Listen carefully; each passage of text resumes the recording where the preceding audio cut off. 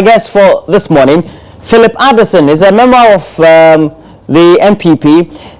He is the party's parliamentary candidate for Clote Colley. Thanks for joining me.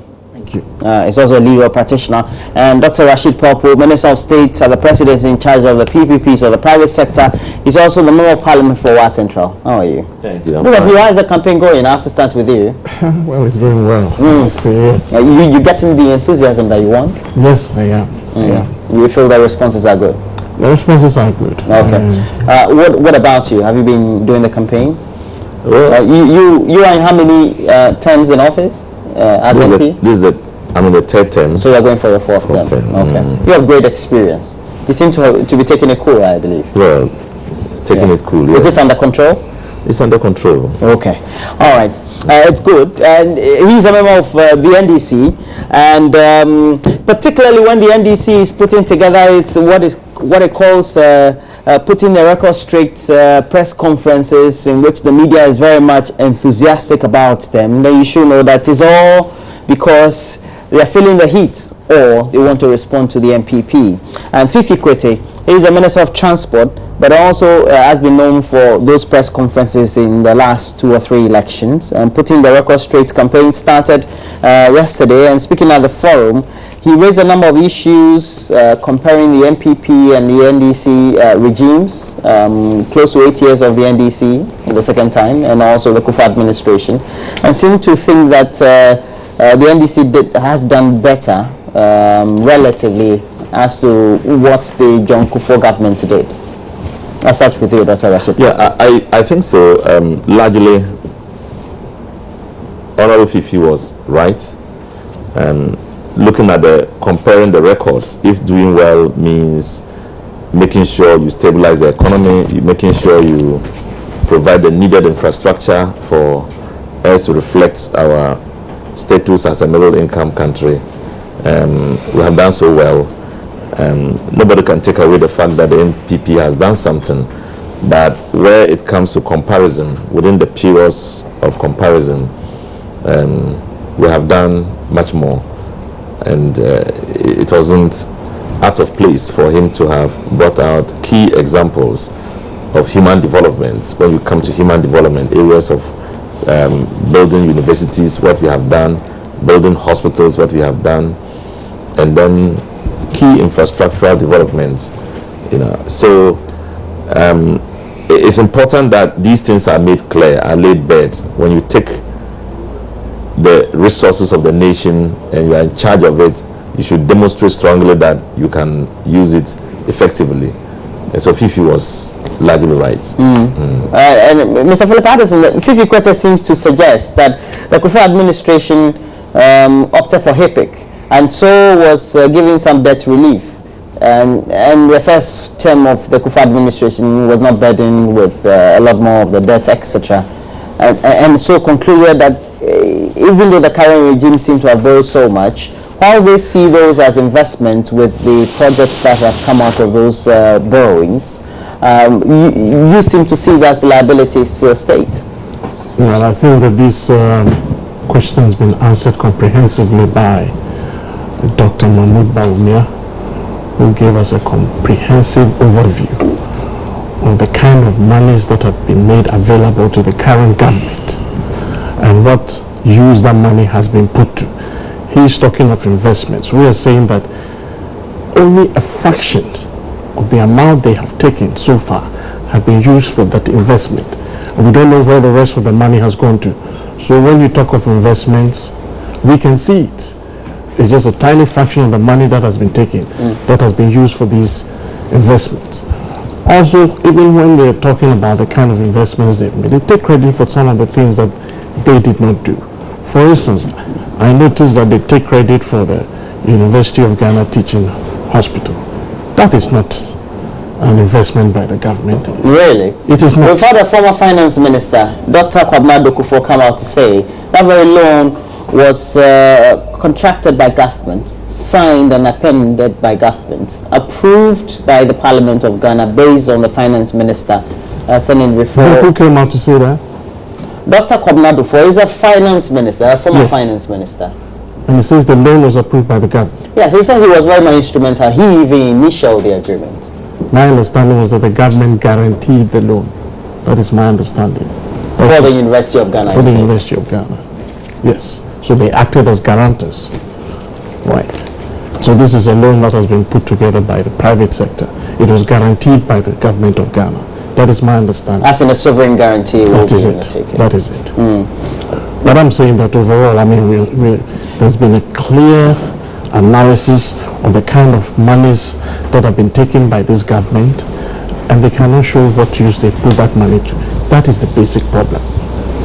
Now, if we have to come to the realities, it is true that we've had great difficulties with energy. Of course, has been consistent the last 6 months. I should concede, but over the last 3 years, we've had that impacting the economy so much that the opposition MPP definitely should be right when it says that has eaten into the economic gains that were made in the early part of the NDC administration.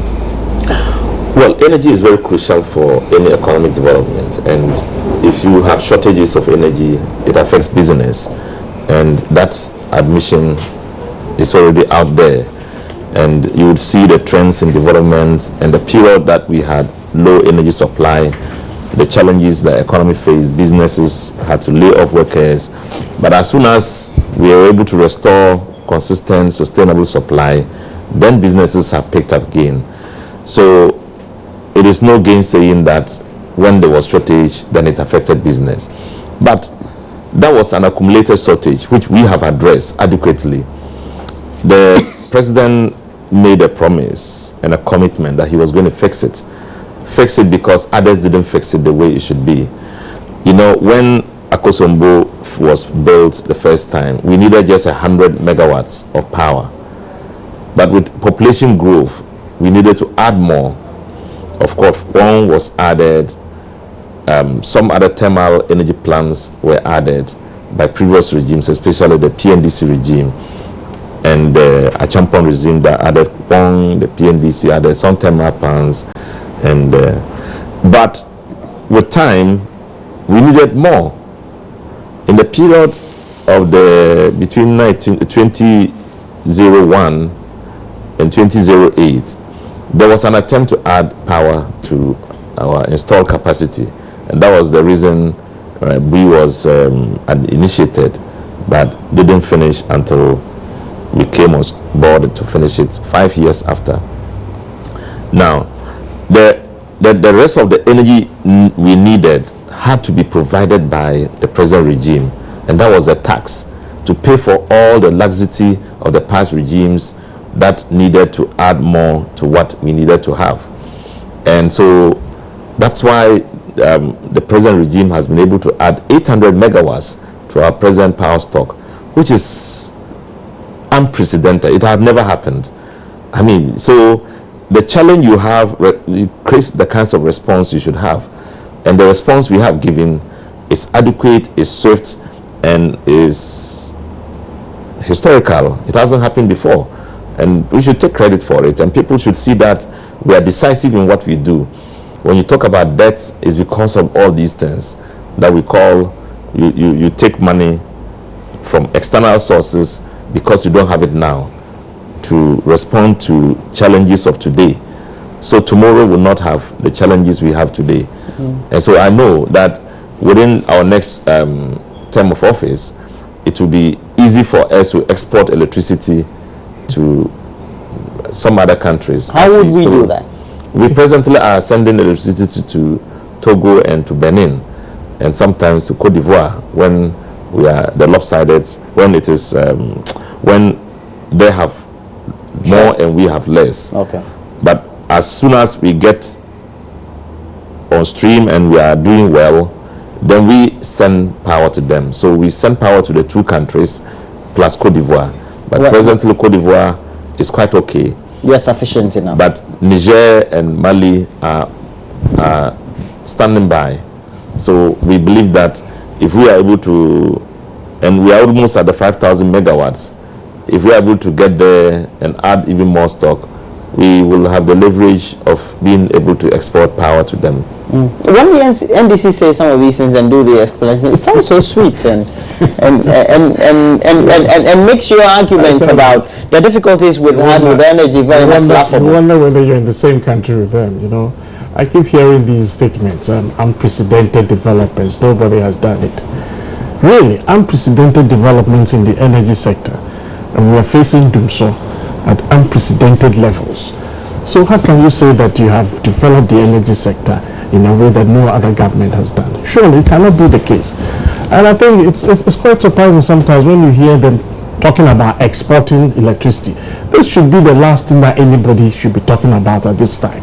Because local consumption here, there's a problem of generation. We're still in doomsday and we're talking about exporting it. I think that we should concentrate on our problems here, solve it, stabilize the situation. Then we can think about exporting any extra that we may have. But as the present situation stands, I cannot see why anybody should contemplate this idea of exporting electricity. We have huge problems in the energy sector. I mean, the VRE debts, the TOR debts, these are debts that is destabilizing the financial system. Now I'm aware that about 8 banks are on the verge of collapse because of these debts. So we have serious issues to deal with. And you see, when again you talk and say that, oh, the previous government had mismanaged things and we came in, it was quite difficult, and again I have a problem with that because everybody campaigned for power. You said you can fix it.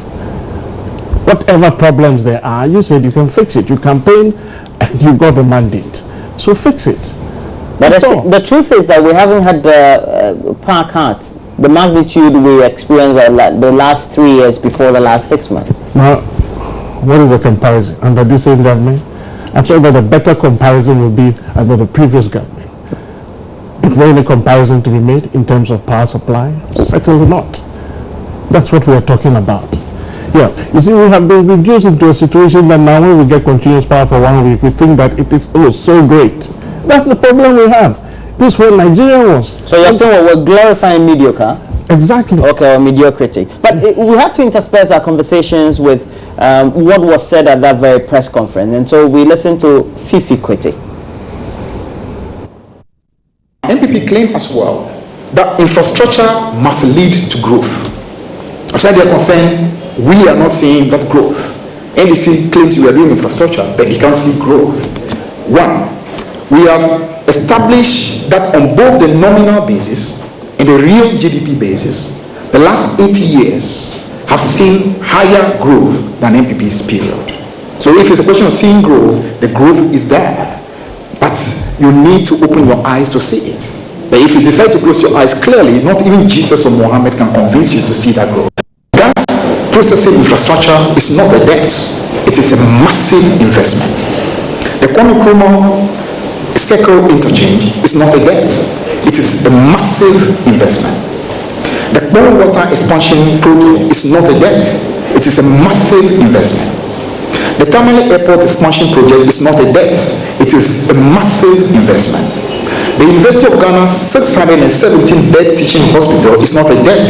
It is a massive investment. The $1.5 billion Tema Port facility is not a debt. It is a massive investment. So we can go on and on to help the NPP understand that when they see debt, because we know how to use foreign debt properly, we see only investment. As Kwame Nkrumah used to see, we see the same. It's unfortunate that NPP has still not awoken to understand that monies are meant to be used for the transformation of an economy, and that's what NDC does, that what Kwame Nkrumah did. So Fifi Kwete addressed that very press conference. So all the comparisons being made, but also you receiving from the other side of the political divide the criticism that borrowing is good, it's not good enough for the country. We know Dr. Mahmoud Bawumia, and if you look at the literature available, has given an indication that at least for this year we will service our debts by some 9 billion Ghana cedis. So how is it? What is his problem then? If you borrow, you service the debts. It's logic. And in our situation, You can't find a country on this earth, on this planet, that doesn't borrow to develop. It's a necessity and it happens. You want something now, but you don't have the money now. So instead of waiting until 10 years, you borrow money to do it now. Everybody does this. It's wise economic decisions. So if you have people who know or who should know, who now begin to question a certain pattern of development which is clear and which is what everybody knows, and without bringing in an alternative explanation to the challenges we have, then you don't know what they're about. You know, we borrow to develop. Every other person that has come in this country and that has taken the mantle of leadership in this country has borrowed in order to develop. It is something that we don't normally say is bad. You know, what is bad is where you borrow and don't use the money for the purpose for which it was borrowed. For example, in Fifi's presentation, he made he cited an example of a $750 million borrowed by the MPP regime. The idea was that they said they wanted to use it for a dual carriage between Accra and Kumasi. Nobody knows where the money went. To date, you don't know where the money went. We were only told that the money was used to shore up our budget so that they can pay workers because they were broke and didn't have money. After that, you can't point at a thing and say they use the money for this. So when such borrowing is done without a purposeful application of the loan, it becomes a problem. Otherwise, it is normal, and that you cannot borrow and refuse to to service your loan. It was what his name Achampong did and brought all these problems. When after borrowing, he said he was not going to service the loan, and when he was servicing the loan, he decided to repudiate part of it, and it created a problem for everybody. It created a problems of credibility, and it creates a problem of trust. So we will service the loans. We know we will borrow and use the money for the purpose the money was borrowed, and it is for the benefit of this country to ensure that we leave this country in a better shape than we have met it. Now you heard from Fifi Kwete, we have great edifices that have been built. You have huge hospitals, overheads, airports, etc. For a country that wants to mainstream, to perhaps synchronize the accolades, lower middle income country to that very level of development physically, those are the steps that we need to take. Have the basic mass infrastructure to give us that lift. Yes, the talk is always so sweet, but what is the reality? Now, first of all, I would like to say nobody is against borrowing. Certainly, to develop, you have to borrow to develop. But here, first of all, we are talking about value for money. If you go and borrow so much and you cannot show what you've used that money for, clearly you can't see the projects. You can't see the projects commensurate with the money that you have borrowed. Then there's a problem there. Because that's what we're talking about. It's not the fact of borrowing itself. But I think that it is also reckless when you just keep borrowing to the extent that servicing of the debt has become a problem. That all our oil revenue goes into servicing debt. We're supposed to be an oil producing country. I don't think there's any one project we can say, oh, this is from the oil revenue. We're using it to service our debts. And even that is not enough. Even that is not enough. So there are huge issues here. So the fact that you just borrow money, but we don't have anything to show for it. There have been questions of value for money. There have been talk about the Ridge Hospital being bloated, the Kasua interchange, for instance. There was a bid. The French company put up a bid of what? $75 million. A Portuguese company put up a bid for $78 million. And the Brazilian company put up a bid for $172.5 million. And that won the bid. So you have to ask yourself, what is it? I mean, the total of the two other bids, when you put it together, it comes nowhere near the bid for the Brazilians, but they got it. Nobody can convince me that that is value for money. Really. If two other international companies can bid so low, 78, 75, What is it about this Brazilian company? Goes to 72.5 and we opt for that. There's something seriously wrong with it. And this is the problem we have with so many of these projects. And that is why we have so few projects, such a high intake of debt, loans that are being contracted, and we're saying that we cannot see it. Now let's talk about $750 million that the NPP contracted and nobody knows what the money was used for. I think it's a very unfortunate statement. If you are in opposition, yes, you may not know what use government has put money to, but once you come to government, it is your business to know. The NDC has been in power 8 years, and they are telling us they do not know what $750 million was. That's a very serious statement. I think that it is incumbent on every government, once you assume the reins of government, to know what the monies have been used for. If it's been improperly disposed of, you can deal with the people. You don't come 8 years later and say you don't know what the money was used for. That is totally unacceptable. Because if the NPP comes to power, we will find out what the money was used for. It is the responsibility. You have to be responsible in government. You have to know, because it's going to be a burden on the taxpayer. So we need to know these things, so the government will be open to everybody. When loans are contracted, we should be able to know what it is that the loans have been used for.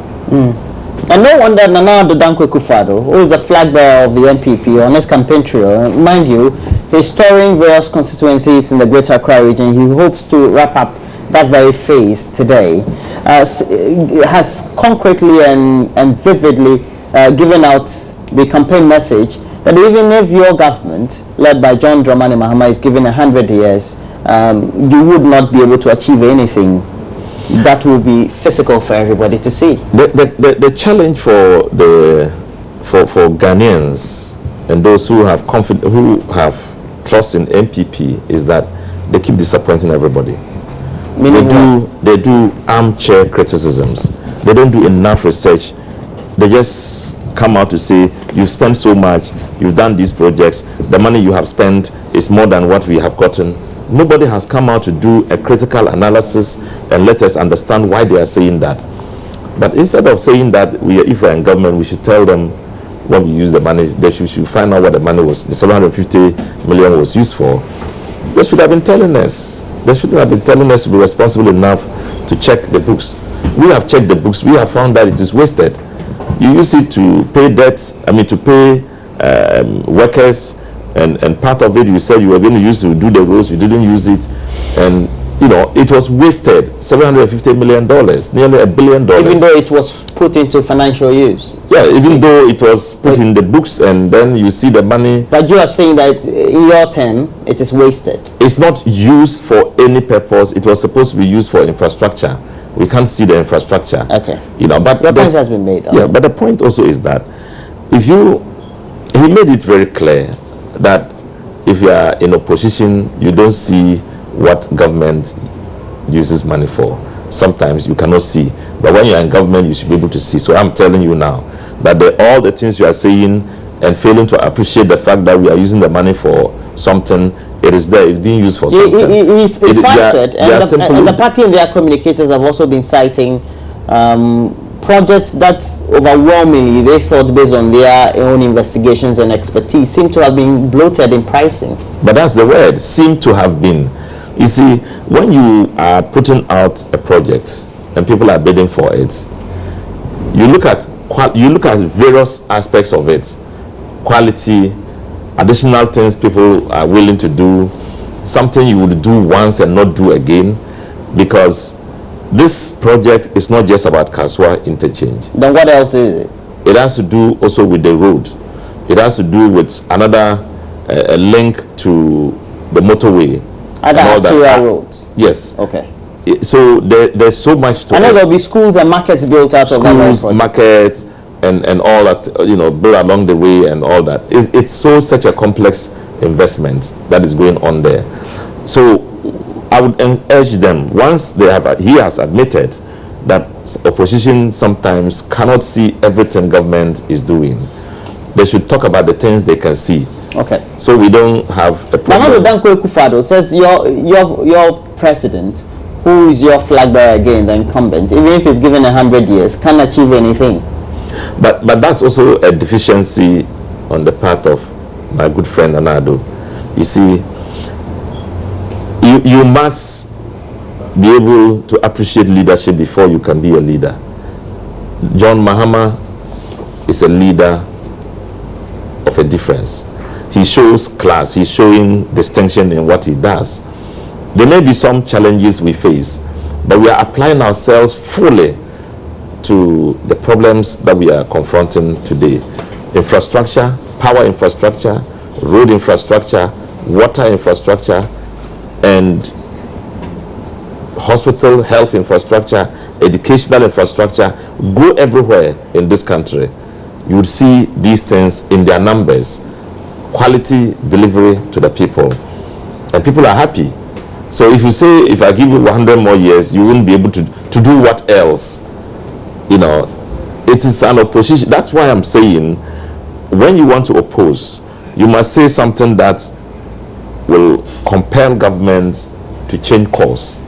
But if you make a sweeping statement in the name of criticism... Well, in this campaign activity, he's not making just sweeping statements. But this one is sweeping. What is the basis he's of been saying making that? some serious statements. For example, there will be a coastal development authority to undertake development in coastal communities.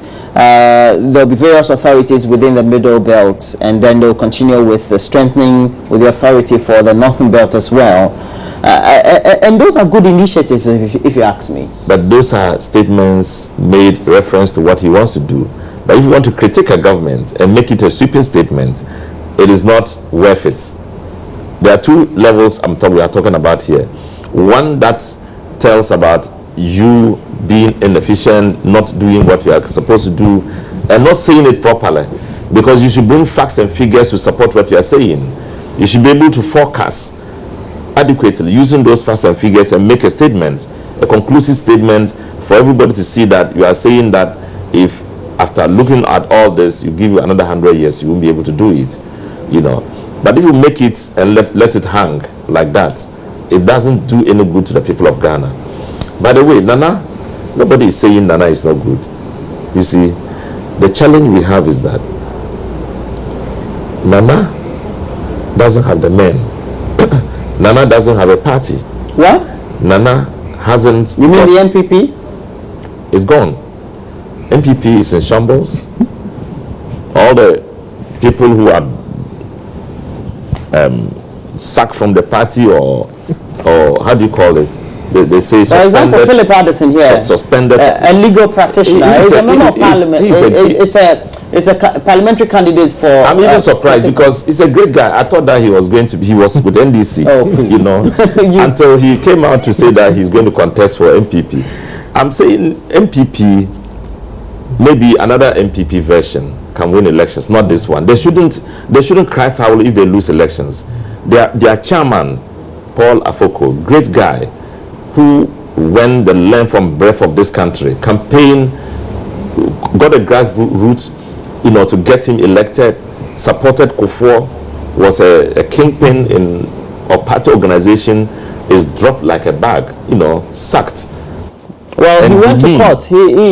The court didn't seem to have... He's a very that shows responsibility. He's not using Brown. He's not using the fist to fight. Brown. Yeah, he's using the court system, and that's another... So he should be satisfied that... and you also should accept the verdict of the court.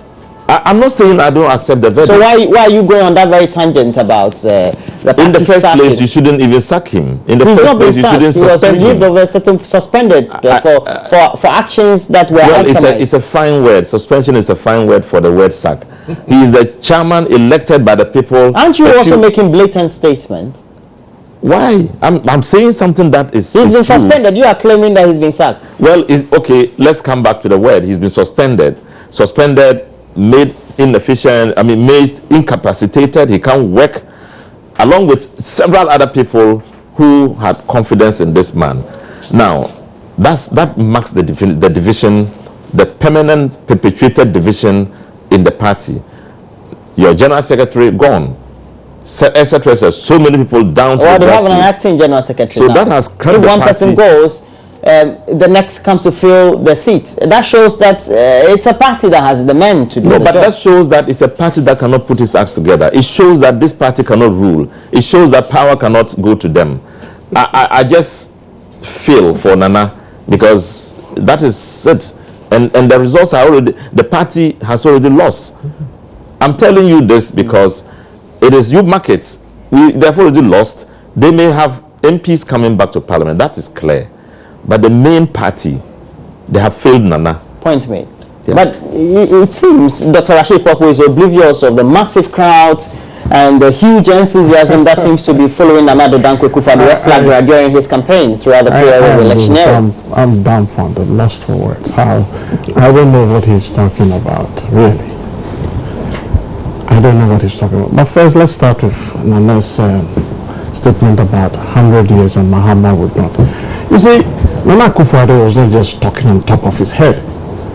We have had this comprehensive lecture by Dr. Bawumia where he has laid bare the economic performance of the Mahama government, which is worse than that of President Mills. And both of them put together is far worse than the NPP. So when the man says that it will take 100, it's based on solid facts.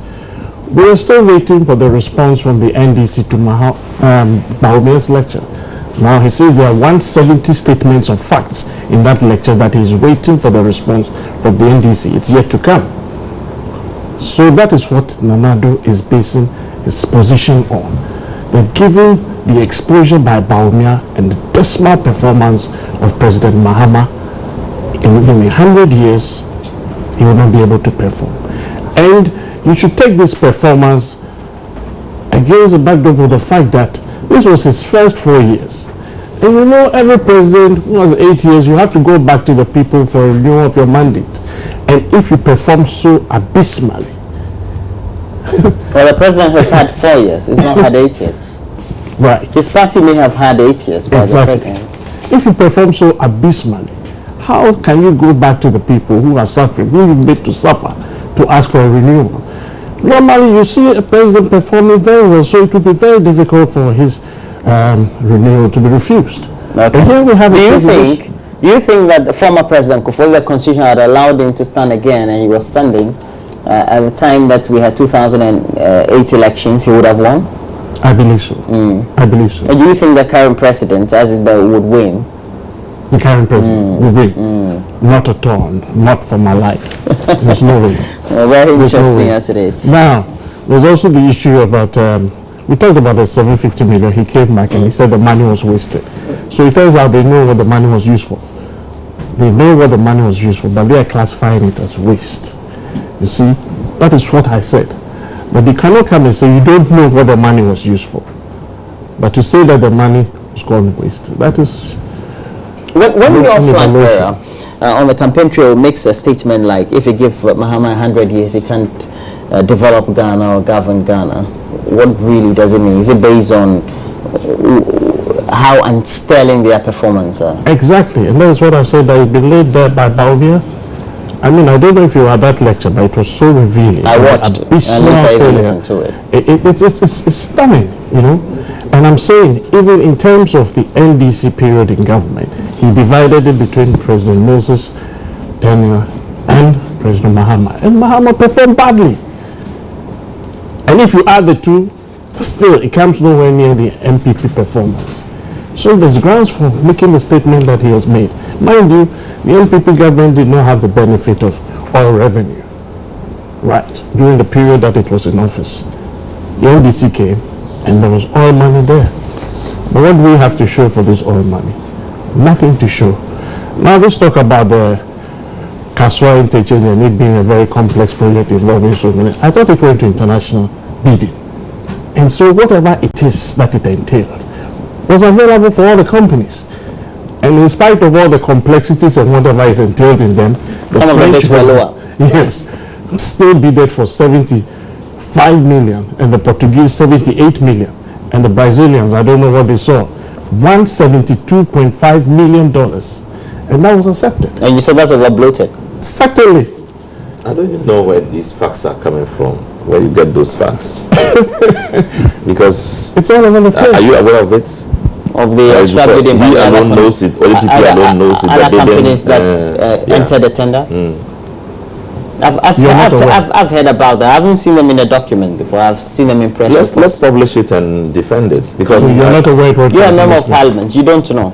No, I don't know about a situation where he said that other people have paid and there was less, and it was within the context of the T or in terms of reference. This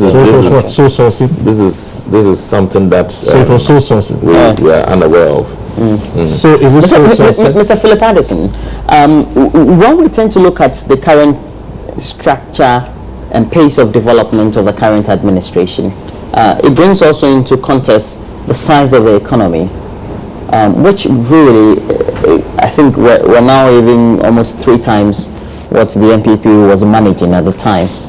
And it also means that social infrastructure needs, the economic needs, and the various needs of the population and the entire country, it's in another level altogether.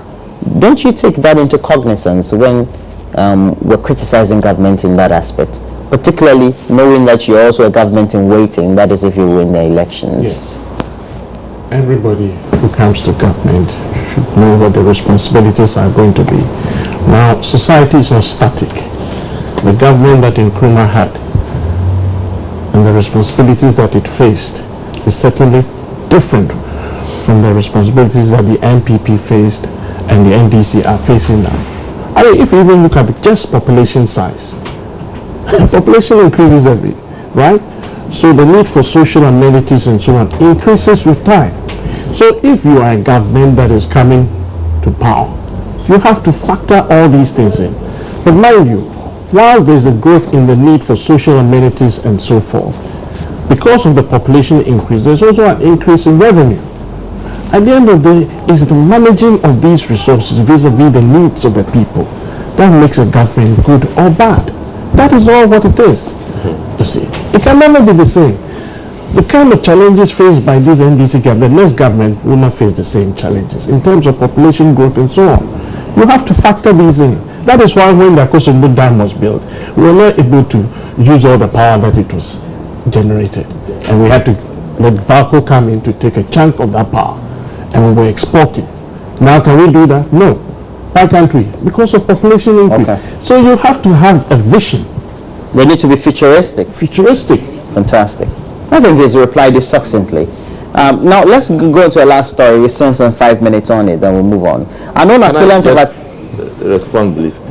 assailants have attacked Electoral Commission officials at Suhum in the Eastern region and threatened to kill them if they fail to transfer votes of some people living outside the constituency. The reason we're doing this is about how we need to make sure that we comport ourselves, create a certain atmosphere before the elections. And what do you make of this? Well, before I just go into that, let me just say that Baumia's lecture, you can't use that as a basis of making that sweeping statement about 100 years given to Muhammad. You didn't like Baumia's lecture? That lecture was full of inadequacies, half-truths, and failed comparisons.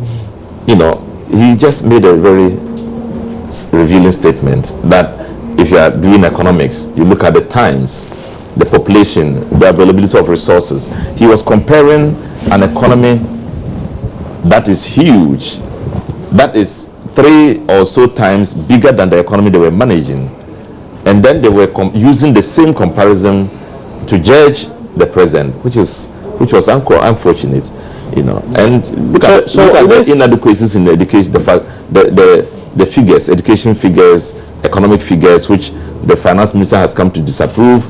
And those were the basis of all the things he made, the 170 things he said, or 700 and something.